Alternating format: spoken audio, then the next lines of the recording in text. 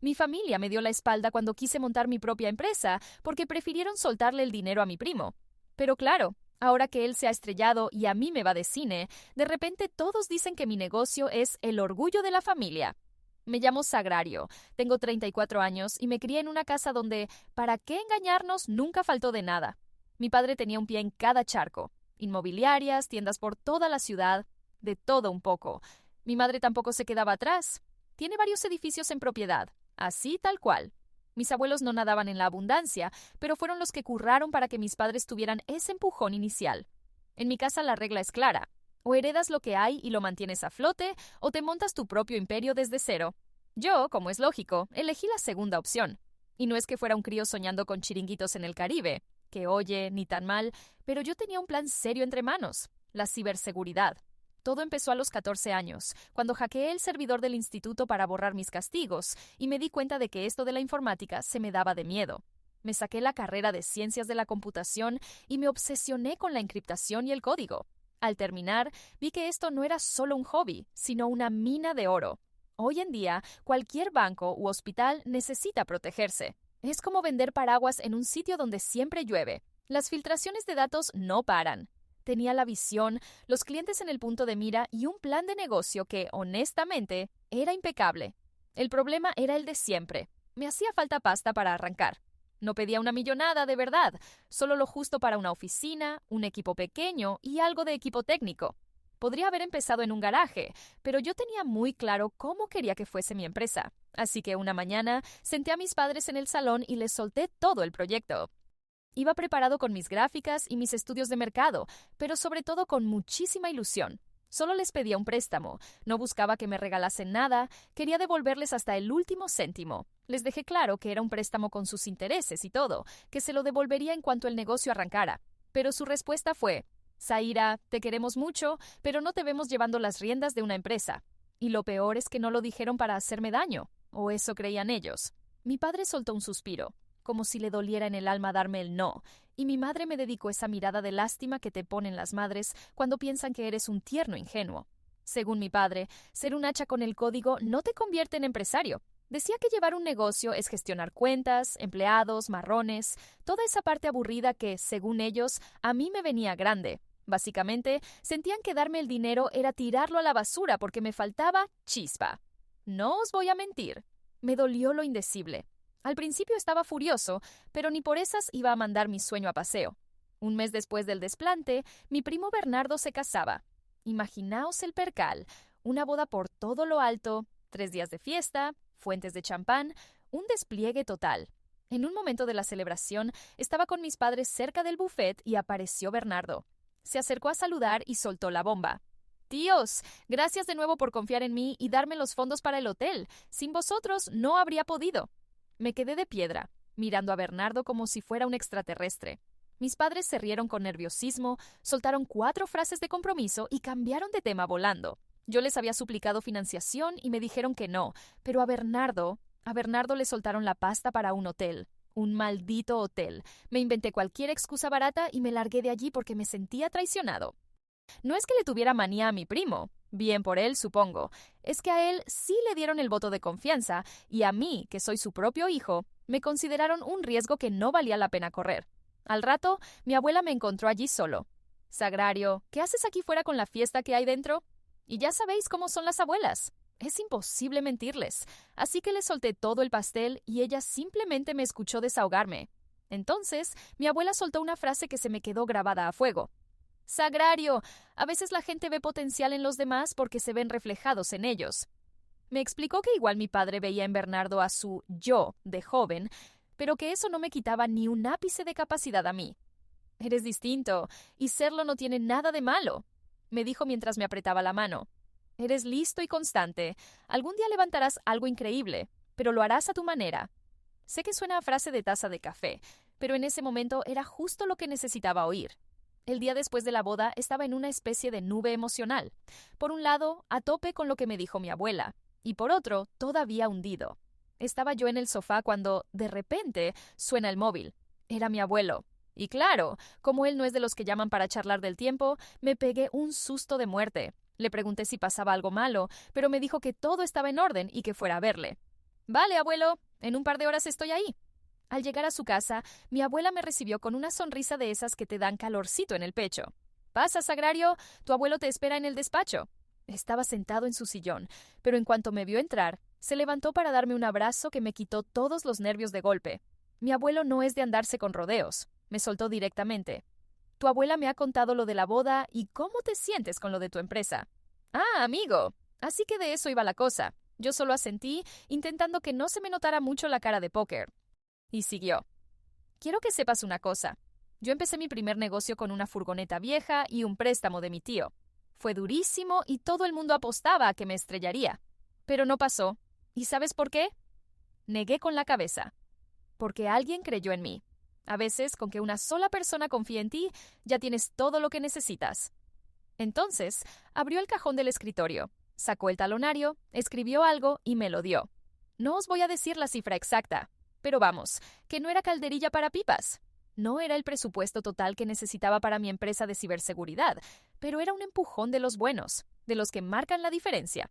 Me quedé embobada mirando el cheque, lo que me parecieron 5 minutos eternos. Al final, balbuceé un «Abuelo, yo no sé ni qué decir». Él me cortó en seco. «No tienes que decir nada. Esto no es solo dinero, es un voto de confianza. Estoy invirtiendo en ti». Hice de tripas corazón para no echarme a llorar allí mismo, pero él se levantó. Me dio un abrazo de esos que te reinician y soltó un «Haz que nos sintamos orgullosos». De camino a casa, no podía dejar de mirar el papelito. Era la prueba de que alguien, por fin, creía en mí. Con ese dinero en el bolsillo, sabía que tenía que mirar cada céntimo con lupa. Nada de mesas de diseño ni sillas ergonómicas de lujo. Empezamos desde abajo. Llamé a mis 2 mejores amigos, Adán y Luis. Juntamos nuestros ahorros y alquilamos una oficina minúscula y asfixiante en la peor zona de la ciudad.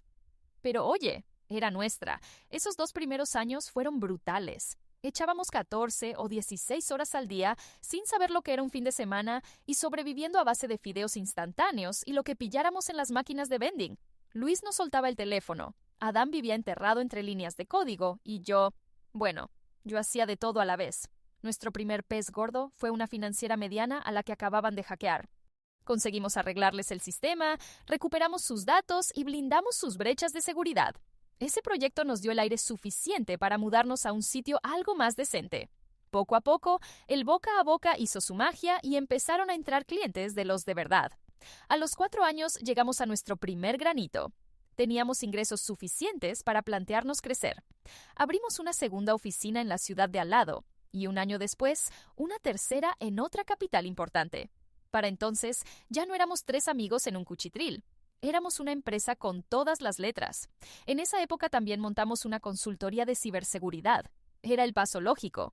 Las empresas ya no solo venían para que les tapáramos los agujeros, sino que querían ser proactivas y evitar desastres antes de que pasaran.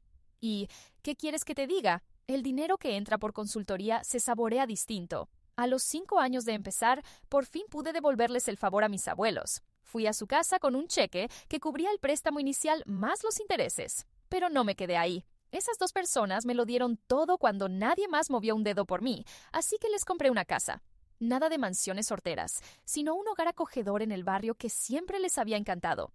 Verlos recorrer su nueva casa, emocionados con cada detalle, ha sido de los momentos más bonitos de mi vida. Mientras mi empresa iba como un tiro, al hotel de Bernardo le pasó todo lo contrario. La pandemia barrió el sector y su negocio nunca levantó cabeza. Me enteré de que mis padres le soltaron todavía más pasta para intentar salvarlo, pero ni por esas. Al final, y mira que me sabe mal por él, el hotel acabó cerrando. Total, que el fin de semana pasado celebramos las bodas de oro de mis abuelos. Como ellos son, literalmente, la razón de que yo esté donde estoy, quería tirar la casa por la ventana para darles las gracias. No escatimé en nada. Alquilé un salón precioso, contraté un catering de lujo, música en directo. Invité a toda la familia, amigos y hasta a vecinos que no veían hace siglos. Os digo de verdad que organizar esta fiesta me puso más sensible que cerrar el contrato más grande de mi carrera. La fiesta salió redonda. Todo el mundo iba guapísimo. La comida estaba de 10 y mis abuelos radiantes, que era lo único que me importaba. Pero claro, mis padres tenían que dar la nota. En un momento de la noche, casé a mi padre hablando con un viejo amigo. Cuando éste le dijo lo orgulloso que debía de estar de mí, mi padre soltó, sin despeinarse, que mis logros eran gracias a los valores familiares y a que su apoyo y guía me habían puesto en el camino correcto. Y por si fuera poco, mi padre soltó que, prácticamente, mi empresa ya era un negocio familiar. Perdona, ¿cómo? No me lo podía creer. Según avanzaba la noche, no paraba de oír fragmentos de conversaciones donde mis padres se vendían como los artífices de mi éxito. Soltaban perlas como «siempre supimos que llegaría lejos», «le apoyamos en todo momento» o «en esta familia nos damos la mano para levantarnos». Pero el colofón fue cuando mi padre dijo que todo se lo debía al impulso inicial de la familia. Mira, yo no buscaba que se arrodillaran a pedirme perdón ni que montaran un drama, pero que se colgaran la medalla de algo que se negaron a apoyar. Eso sí que no me pasó por la garganta. Intenté seguir con la fiesta, pero estaba echando humo por dentro, así que decidí cambiar mi discurso. Tenía algo sencillo preparado, un homenaje tierno para mis abuelos, pero después de lo que oí, supe que no podía callarme. Empecé suave, con un tono ligero, haciendo un par de bromas sobre que su matrimonio es más viejo que Internet y hablando del respeto que se tienen. Pero luego me puse seria, y aquí vino el golpe. Mirad, mis abuelos no solo han construido una vida juntos, han creado un legado de amor, de confianza y, sobre todo, de fe en las personas. Cuando yo tenía un sueño y todo el mundo me cerró la puerta en las narices, ellos fueron los únicos que la abrieron. No solo creyeron en mi proyecto, creyeron en mí. Hice una pausa larga. Mis padres me miraban con una sonrisa de plástico, congelada. Así que esta noche quiero brindar por mi abuela y mi abuelo, las únicas dos personas que confiaron en mí cuando nadie más lo hizo. Este éxito les pertenece a ellos y a nadie más. Mi abuela estaba hecha un mar de lágrimas, y mi abuelo asintió con esa media sonrisa de orgullo que tiene. Y mis padres sonreían con los dientes apretados, como si les faltara el aire. A los 15 minutos, mi padre me acorraló cerca de los postres. Estaba que trinaba. ¿Pero qué demonios ha sido ese discurso? ¿Intentabas humillarnos delante de todo el mundo? Yo le miré tranquila y le solté. ¿Humillaros? Solo he dicho la verdad. ¿Vosotros no creísteis en mí? Ellos sí. Mi madre no tardó en sumarse al ataque. No hacía falta airear los trapos sucios delante de todo el mundo. Nos has dejado en ridículo. Yo estaba haciendo un esfuerzo sobrehumano para no saltar, pero entonces mi padre soltó la frase de gracia. Te portas como si no hubiéramos hecho nada por ti. Te hemos dado una vida de lujo y una educación impecable. ¿Cómo te atreves a ponernos como los malos de tu peliculita de éxito? Ahí ya no pude más. No grité, pero se me notó la tensión en la voz. Mirad, la realidad es que no creísteis en mí. Teníais el dinero y se lo soltasteis a Bernardo para su hotel sin pestañear. Y cuando se hundió, le disteis todavía más. Pero cuando yo vine con mi proyecto, me soltasteis que no valía para los negocios. De repente, me di cuenta de que el salón se había quedado mudo. Todo el mundo nos miraba. Mi primo Bernardo, el del hotel quebrado, estaba en una esquina pegado a su copa con una cara de querer tragárselo la tierra. Mi padre me señaló con el dedo, fuera de sí. Eres un desagradecido. Y ahí ya perdí los papeles. ¿Desagradecido por qué? No lo soy. Simplemente estoy diciendo en voz alta lo que ya todos saben. Sentía que el pecho me estallaba y la cara me ardía. Me di cuenta de que acababa de montar un espectáculo en mitad de la fiesta de mis abuelos. Al mirar alrededor, vi a mi abuela. Me miraba con una expresión dulce pero muy triste. No era decepción, era pura tristeza. Mi abuelo la rodeaba con el brazo, como intentando protegerla. En ese segundo me invadió la culpa. No dije ni una palabra más. Me di la vuelta, salí del salón sin coger ni el abrigo y me encerré en el coche. Me quedé allí, agarrado al volante, intentando recuperar el aliento. Esa noche no pegué ojo. Le di 1000 vueltas a la discusión. A la mañana siguiente, mi abuela me mandó un mensaje. «Sagrario, te queremos mucho. No te castigues por lo de anoche. Te entendemos perfectamente». Pero ni con esa se me pasó el mal cuerpo. No dejaba de pensar si me había pasado de la raya y si me había cargado la noche de mis abuelos. Yo pensaba que, pasada la noche de la fiesta, las aguas se calmarían un poco. Ingenuo de mí, creía que igual hasta podíamos sentarnos a hablar como adultos. Pero qué va, mis padres decidieron tirar por el camino de la destrucción total. Todo empezó con un mensaje de un primo. «Oye, Zaira, ¿es verdad que manipulaste a los abuelos para sacarles el dinero? Es lo que va diciendo tu padre». Al principio me dio la risa, porque me parecía una sandez absoluta. Pero la cosa no quedó ahí. Una tía me escribió por Facebook diciéndome lo decepcionada que estaba por cómo me había aprovechado de los sentimientos de mis abuelos para desplumarles. Llamé a mi abuela al instante, más que nada para ver cómo estaba ella. Me dijo, no hagas caso a lo que digan, nosotros sabemos la verdad y eso es lo único que cuenta. De verdad, es la mujer más buena que existe. Y oírla me dio algo de paz, pero no podía quedarme de brazos cruzados mientras mis padres se inventaban esa película de terror sobre mí. No soy de los que buscan pelea, aunque lo que pasó en el aniversario diga lo contrario. Pero esto no lo iba a pasar por alto. Llamé a mis padres y les solté. ¿Pero qué demonios le estáis contando a todo el mundo? ¿Por qué me llama la gente diciendo que he manipulado a los abuelos? Mi madre, con toda la calma del mundo, me soltó. Bueno, ¿acaso no lloraste delante de ellos? ¿Les hiciste sentir mal por ti? Y eso es manipular. Le respondí que no estaba llorando por estrategia, sino que les contaba cómo me sentía porque tengo sentimientos, básicamente. De fondo oí a mi padre decir, interprétalo como quieras, Sagrario, pero ahora todo el mundo sabe de qué pie cojeas. Les dije que muy bien, que dijeran lo que les diera la gana, que estaba harto de dar explicaciones, y les colgué. Pensé que colgar me aliviaría, pero qué va. Esa semana los rumores fueron a peor. Un pariente soltó que yo había amenazado a mis abuelos con no volver a verlos si no me daban el dinero. Otro decía que yo me había jactado de lo fácil que fue engañarlos. Sentía que me estaba volviendo loca. ¿Cómo se lucha contra algo así? Es tan absurdo que casi parece de chiste, si no fuera porque duele ver que la gente que te importa se empieza a creer esas mentiras. Un día me llamó incluso Bernardo. Sí, el del hotel. Me soltó. Oye, Zaira, sé que la cosa está fea, pero ¿no podrías hablar con mis tíos y arreglar esto? Le dejé claro que no había nada que arreglar. Ellos sabían perfectamente la verdad, pero preferían ignorarla. Así que les mandé un último mensaje a mis padres. No puedo seguir así. Habéis decidido difundir mentiras y no voy a gastar más energía en convenceros de lo contrario. Me voy a alejar de esta relación por mi propio bien. Os quiero, pero no voy a dejar que me sigáis haciendo daño. Y ahí quedó la cosa. Los bloqueé en redes para no ver sus pullas pasivo-agresivas y dejé de contestar a los familiares que solo buscaban cotilleo. Me quedé en un limbo extraño, hasta que la vida me dio el golpe definitivo. Mi abuelo falleció el mes pasado. Lo único positivo, si es que hay algo, es que se fue mientras dormía, tranquilo. Pero aún así me dejó hundida. Me pasó por encima como un camión. No hace falta que os diga lo que significaba para mí. Y no por el dinero, sino por su apoyo incondicional y por ser mi referente en la vida. En cuanto me enteré, hice la maleta y salí pitando hacia casa de mi abuela. Se la veía tan pequeña y frágil al entrar, pero aún así sacó fuerzas para darme un abrazo. Creo que no he apretado tanto a nadie en mi vida. Organizar el funeral fue una pesadilla, pero tenía que hacerlo por ella. Mis padres también aparecieron y, aunque mantuvimos las formas, la tensión se cortaba con un cuchillo. Era como si todos supiéramos que había una guerra abierta, pero nadie tenía fuerzas para batallar en pleno duelo. El funeral fue precioso, la verdad. Vinieron cientos de personas, socios antiguos, amigos de toda la vida, vecinos. Fue abrumador ver a cuánta gente había marcado mi abuelo. Intenté mantenerme entera mientras leía el elogio, pero qué va, a mitad de discurso me rompí por completo. Mi abuela no me soltó la mano en ningún momento, y menos mal que estaba allí, porque si no, no habría sido capaz de terminar el discurso. Pero aquí es donde la cosa se empezó a torcer de verdad. Mi abuelo no es que fuera millonario, pero tenía sus propiedades, entre ellas una casa preciosa frente al lago. Es el típico sitio de postal, con su muelle de madera, ventanales enormes que dan al agua y rodeado de árboles.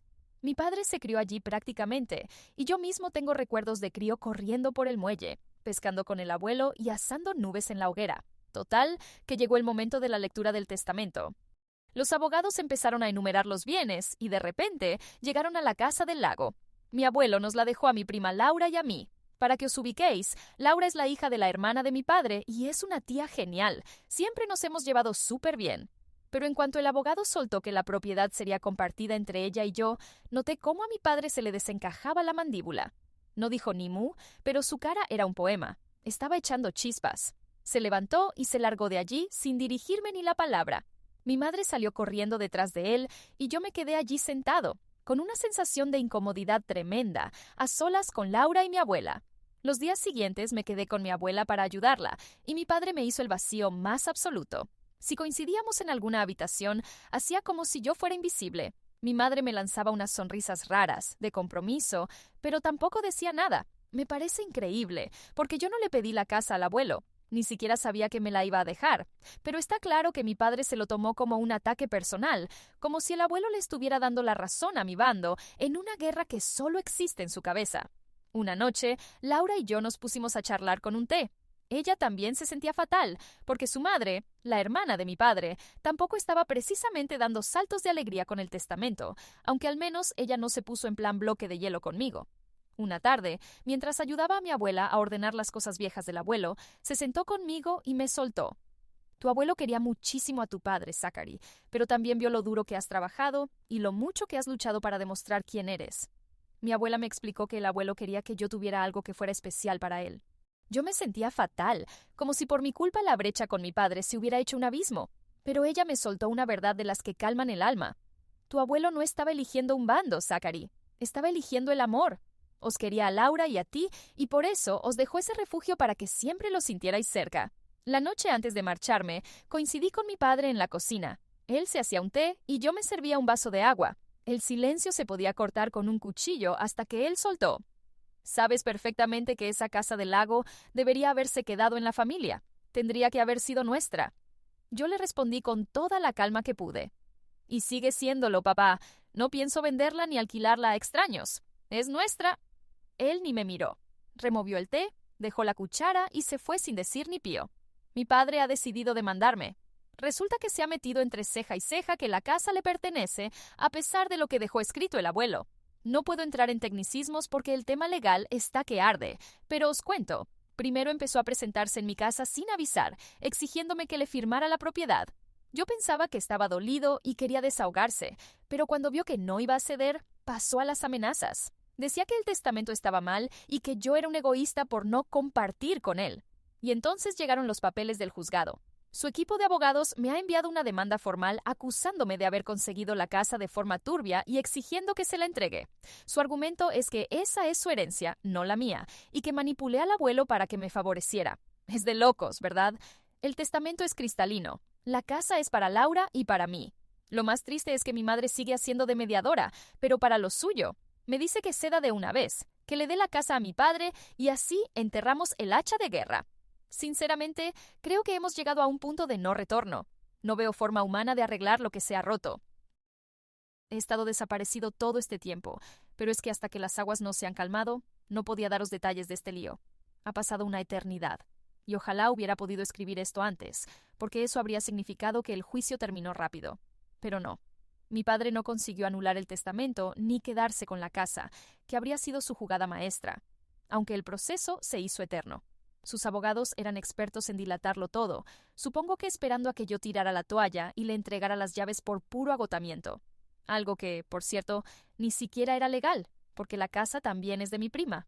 De hecho, ni su propia hermana quiso unirse a su cruzada. Y teniendo a mi abuela recordándome que el abuelo quería que yo tuviera ese lugar, no pensaba dar ni un paso atrás. El testimonio de mi abuela fue clave, sobre todo porque mi padre no tenía ni una sola prueba, solo humo. Lo único que consiguió fue pulirse una fortuna en abogados que no tiene y obligarme a gastar a mí también. Pero aquí es donde la cosa se dio la vuelta. Como él no se cortó un pelo y llevó sus mentiras sobre mi supuesta manipulación más allá del círculo familiar, empezó a salpicar a mi negocio. Así que movimos ficha. Le pusimos una demanda por difamación y daños y perjuicios. No sé cuánto vale la casa del lago porque no pensamos tasarla ni venderla. Pero os aseguro que lo que mi padre ha perdido entre sus abogados y la indemnización que me ha tenido que pagar por perder el juicio le ha salido mucho más caro que la propia casa. Sí, hablamos de ese tipo de cifras. Y lo peor para él es que ahora se ha descubierto el pastel. Su obsesión con la casa no era por los recuerdos de la infancia, sino por puro dinero. Quería quedarse con ella solo para venderla y hacer caja. Es que es muy fuerte. El cuerpo de mi abuelo todavía estaba caliente y mi padre ya andaba a vueltas con la herencia porque estaba pelado. Resulta que todo el dinero que le soltó a mi primo para el hotel, más los préstamos que vinieron después, le dejaron en una situación financiera crítica. Y claro, meterse en juicios contra mí ha sido el remate. No puede culpar a nadie más que a sí mismo. Se lo ha buscado solito. Si hubiera usado lo que se gastó en abogados para tapar agujeros, aún tendría algo de estabilidad. Pero no, y ahora mis padres han tenido que vender su propia casa. Parte del dinero ha ido directo a pagar la indemnización de mi demanda y el resto para intentar cubrir deudas. La verdad es que se han quedado tocados de muerte por esa brillante inversión en el negocio de mi primo. Aún conservan la empresa de mi padre, que parece que todavía da algo de dinero, pero está desesperado por vender una parte para respirar un poco. Alguien de la familia, con mucha fe, soltó la idea de que la comprara yo para que todo quedara en casa. Pero vamos, tener a mi padre de socio es lo último que me apetece ahora mismo. Además de que es un sector que ni me va ni me viene, y ahí poco puedo aportar yo. Al menos me queda el consuelo de que ahora no tendrá ni un céntimo para seguir poniéndome demandas por cada cosa que se le pase por la cabeza.